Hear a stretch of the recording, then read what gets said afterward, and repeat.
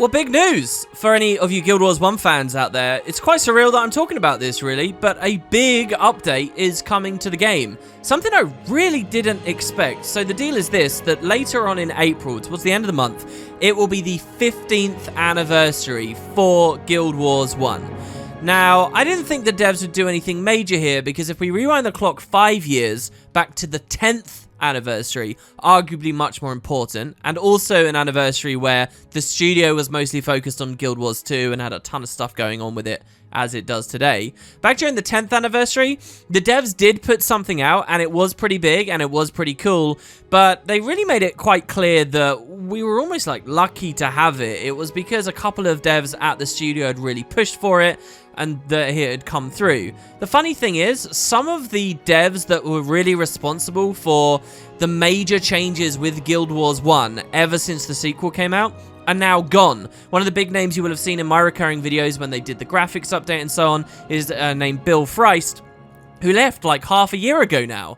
And I really didn't think we'd see much more for Guild Wars 1. I didn't think there were many champions for it there. Turns out I'm wrong. For the 15th anniversary, not only are we getting a pretty decent update, but they're actually adding new skills to the game. Seriously. So in a weird way, this is kind of like a balance update. If they're real skills that have big meaning, this could mean a lot for Guild Wars 1, and not necessarily all positive, by the way. If what they're about to add are ludicrously overpowered game changers, then it might further, break a lot of what the community has learnt about hero builds and compositions over the most recent few years, and kind of be a bad update. So I want to talk you guys through exactly what they said, and it's not much, I must be honest, but just the idea that we're getting new skills is very exciting. There's going to be one new one for every class, and guess what? They're going to be elites. Also, they're PvE only, I think. So let's run on in. Here's the blog post as ArenaNet just put it out. Now, even though the anniversary is actually later this month, they're making this announcement, and the patch itself is going out super soon. Like tomorrow, I think. They're giving us like 24 hours in advance notice this is happening. So do expect another production from me very soon once this is actually in. And I'll show you what these skills are, and we can talk about what they're doing. So far, though, the devs say this: that April 28th, 2020 marks 15 years since the launch of the very first Guild Wars game, and we're celebrating with in-game rewards, store sales, and more. Join the party. Log in. The ancient anniversary weaponsmith's inventory has been reinforced with the anniversary set containing weapons with familiar looks but previously unavailable attribute requirements. So that's interesting enough. And the ancient anniversary weaponsmith and this stuff basically came in at the 10th anniversary as far as I'm aware. And the Wayfarer's Reverie was one of the other big late updates that I'm a little bit foggy and hazy on, frankly. I'll probably get really into this year just because I've been playing so much of this game and producing other content because of the Canther expansion with you guys. I'm currently really hooked on Guild Wars 1 and Guild Wars 1 Buildcraft. I actually have some videos coming out like way later in the month talking about team comps that I've got fully shot and prepared. But I'm now worried they'll be invalidated because the devs are about to add some new elite skills that didn't exist when I made the videos. So they say this: additionally, at the Ancient Anniversary Weaponsmith, heroes can acquire a Proof of Triumph. Carrying this relic will cause an extra enemy group and boss to appear in 4 late game maps. Fight your way to them and be sure to bring a Signet of Capture along to acquire a new PvE only elite skill for each profession. If you missed this year's celebration, don't worry, the Proof of Triumph will continue to work when the festival ends, so you can adventure with a friend to seek out the new skills. So then they also confirm that they're doing a live stream where they'll be reminiscing, and I'll probably do something of a recap there. So let's talk about the acquisition of these skills first of all. We're going to need to get this Proof of Triumph. I'm guessing getting the Proof of Triumph from the vendor is free and not a big deal, but maybe we actually have to participate in the festival a little bit to get it in the first place. And then they say you're taking it into 4 late game maps. What are the maps? I'm not entirely sure. I guess they could go with, significant end game maps. They could literally just say, right, the Domain of Anguish, the Underworld, the Fissure of Woe. But then what would map 4 be? And Slavers, an Eye of the North dungeon? Would they look at the elite missions from factions? If this event asks people to go back and play the Deep and play Urgo's Warren, for example, I think that would be amazing.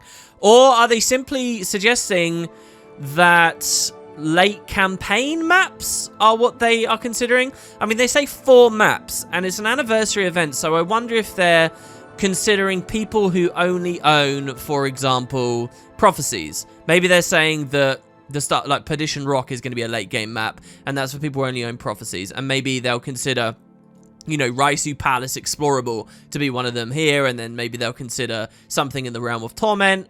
But then what's number 4? Maybe like some global thing, literally like the Underworld or the Fissure of Woe. Eye of the North is kind of an X-Pack, so I'm not sure where that will stand.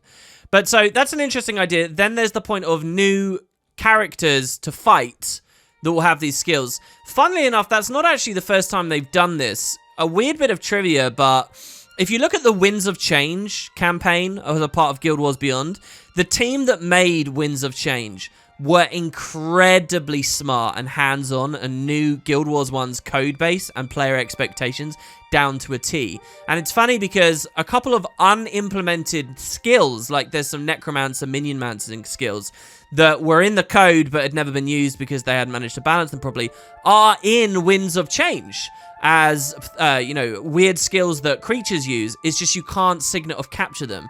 So this won't be the first time since the later years of Guild Wars 1 came out that they've been adding new skills. It will be the first time we can get them, though. So that's it, really. I don't know what the mobs will be, whether they'll be themed. If each map maybe is themed around a different milestone in Guild Wars 1's life that we just haven't, you know, been able to reminisce on for a while, and now we get to be nostalgic about it because that's like a part of this festival, or whether they'll go for something else entirely, I'm not sure.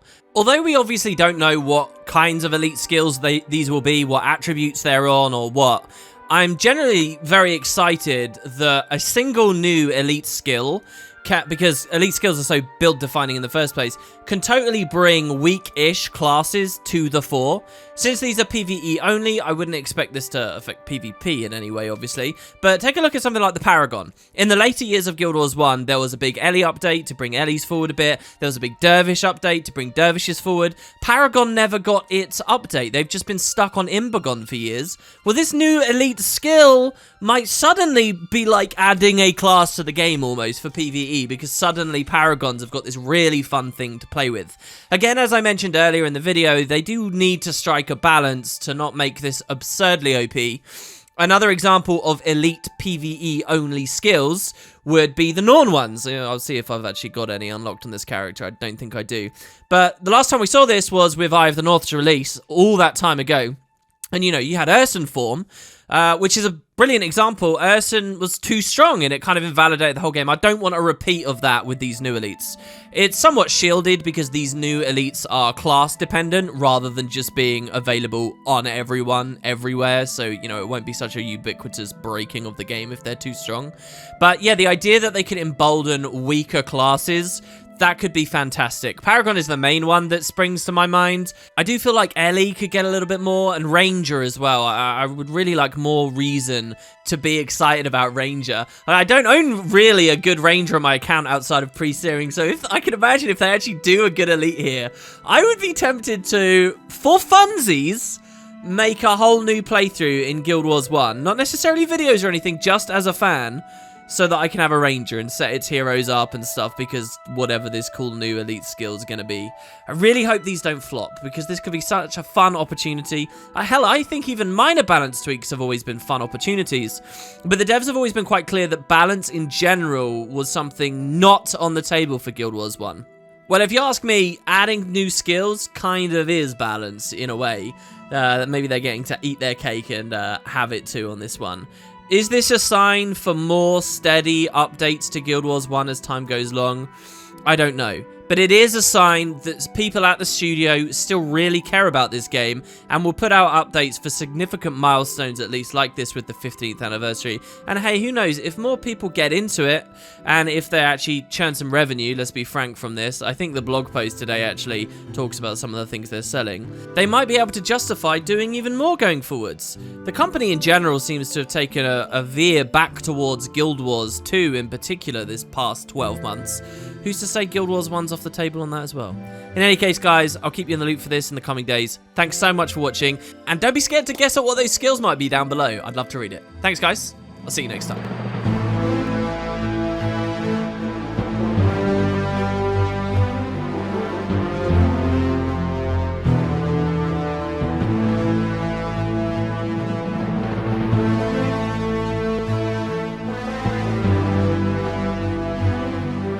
bye.